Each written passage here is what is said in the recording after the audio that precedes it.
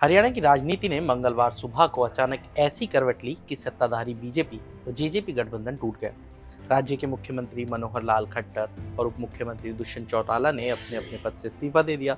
साथ ही पूरी कैबिनेट ने भी इस्तीफा देकर राज्य में नई सरकार की कवायद शुरू कर दी। दिन ढलते ढलते साफ हो गया कि राज्य की सत्ता अब खट्टर को वापस तो नहीं मिलने वाली है, लेकिन उनके ही एक करीबी और बीजेपी हरियाणा के प्रमुख नायब सिंह सैनी को मुख्यमंत्री बनाया गया। आज के इस वीडियो में यही जानेंगे कि आखिर कैसे केवल 2 लोकसभा सीट को लेकर बीजेपी और जेजेपी का गठबंधन टूट गया और सीएम समेत पूरी सरकार बदलनी पड़ गई। एक दिन पहले ही जेजेपी नेता दुष्यंत चौटाला ने बीजेपी के राष्ट्रीय अध्यक्ष जेपी नड्डा से मुलाकात की थी, जिसमें दोनों दलों के बीच लोकसभा चुनाव के लिए सीट बंटवारे पर चर्चा हुई, लेकिन कोई आम सहमति नहीं बन पाई। आगामी लोकसभा चुनाव के लिए सीट बंटवारे पर दोनों सहयोगियों के बीच बात नहीं बन पा रही थी और बीजेपी और जेजेपी गठबंधन की स्थिरता लंबे समय से सवालों के घेरे में थी। बीजेपी हरियाणा इकाई के नेताओं का एक बड़ा गुट भी ये नहीं चाहता था कि जेजेपी के साथ लोकसभा चुनाव के लिए गठबंधन किया जाए। दरअसल जेजेपी नेता चौटाला ने सोमवार को जेपी नड्डा से हुई मुलाकात के दौरान 2 लोकसभा सीट हिसार और भिवानी महेंद्रगढ़ की मांग की। हालांकि बीजेपी इनमें से कोई भी लोकसभा सीट देना नहीं चाहती थी, क्योंकि उसे लगता है कि दोनों सीटों पर उसकी मजबूत स्थिति है। दूसरी तरफ चौटाला ने 2014 में हिसार लोकसभा सीट से जीत हासिल की थी और वर्तमान में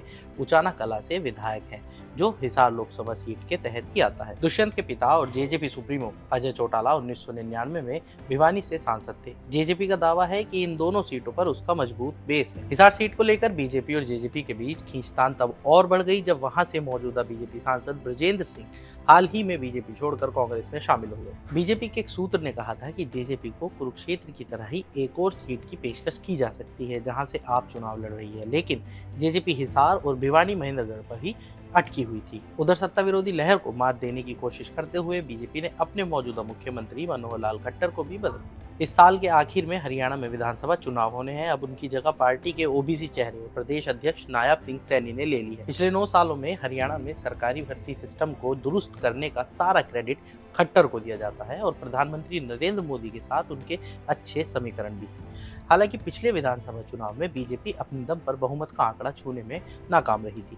बीजेपी के लिए विधानसभा चुनाव से पहले सीएम बदलने का एक अहम कारण ये भी हो सकता है, क्योंकि पार्टी पहले ही गुजरात और उत्तराखंड में भी इस तरह स्टेट लीडरशिप बदल चुकी है। खबर है कि खट्टर अब अपने गृह क्षेत्र करनाल से लोकसभा चुनाव भी लड़ सकते हैं।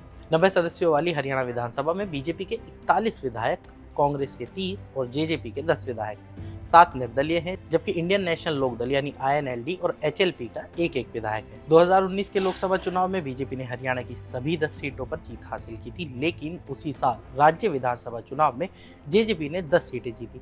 जेजेपी ने बीजेपी के साथ गठबंधन किया क्योंकि बीजेपी सरकार बनाने के लिए बहुमत के आंकड़े से 6 अंक पीछे रह गई थी। वहीं अगर मौजूदा आंकड़े की बात की जाए तो अब 41 विधायकों वाली बीजेपी को 6 निर्दलीय और 1 विधायक गोपाल कांडा का समर्थन हासिल है, जिससे उसकी संख्या 48 हो गई। इनकी मदद से भगवा पार्टी 46 सीटों के बहुमत के निशान से ऊपर है। हरियाणा में ये सब निपटा ही था कि कांग्रेस ने लोकसभा चुनाव के लिए उम्मीदवारों की अपनी दूसरी लिस्ट जारी कर दी। इस लिस्ट में 4 राज्यों के 43 सीट पर उम्मीदवारों के नाम हैं। कांग्रेस सांसद गौरव गोगोई असम के जोरहाट से चुनाव लड़ेंगे, नकुल नाथ मध्य प्रदेश के छिंदवाड़ा से चुनाव लड़ेंगे, राहुल कासवा राजस्थान के चूरू से चुनाव लड़ेंगे और वैभव गहलोत जालोर से चुनाव लड़ेंगे। वैभव गहलोत राजस्थान के पूर्व मुख्यमंत्री अशोक गहलोत के बेटे हैं, नकुल नाथ मध्य प्रदेश के पूर्व मुख्यमंत्री कमलनाथ के बेटे हैं, जबकि राहुल कासवा हाल ही में बीजेपी छोड़कर कांग्रेस में आए हैं। कासवा चूरू से मौजूदा सांसद हैं, लेकिन बीजेपी ने इस बार उनका टिकट काट दिया था। कांग्रेस की दूसरी लिस्ट में 10 जनरल, 13 ओबीसी, 10 एससी, 9 एसटी और 1 मुस्लिम उम्मीदवार का नाम शामिल है। उधर स्टेट बैंक ऑफ इंडिया यानी SBI ने सुप्रीम कोर्ट के सख्त आदेश के बाद चुनाव आयोग को इलेक्टोरल बॉन्ड से जुड़ा सभी डेटा भेज दिया है। बैंक के चेयरमैन और MD ने अदालत के आदेश का पालन करने की पुष्टि करते हुए एक हलफनामा भी पेश किया।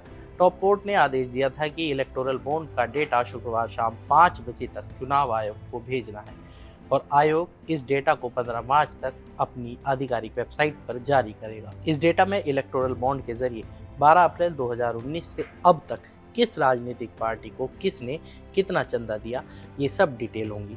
पिछले महीने ही एक ऐतिहासिक फैसले में सुप्रीम कोर्ट ने इलेक्टोरल बॉन्ड स्कीम को असंवैधानिक ठहराते हुए इस पर रोक लगाई थी। कोर्ट ने कहा था कि ये नागरिकों के सूचना के अधिकार का उल्लंघन करता है। तो आज के इस चुनावी चौपाल में इतना ही। बाकी तमाम बड़ी खबरों के लिए जुड़े रहिए मनी कंट्रोल हिंदी के साथ। आप हमारे यूट्यूब चैनल को सब्सक्राइब करें, फेसबुक पेज को लाइक करें और अब व्हाट्सएप के जरिए भी आप हमसे जुड़ सकते हैं। व्हाट्सएप चैनल का लिंक आपको हमारे कमेंट बॉक्स में मिल जाएगा। तब तक के लिए धन्यवाद।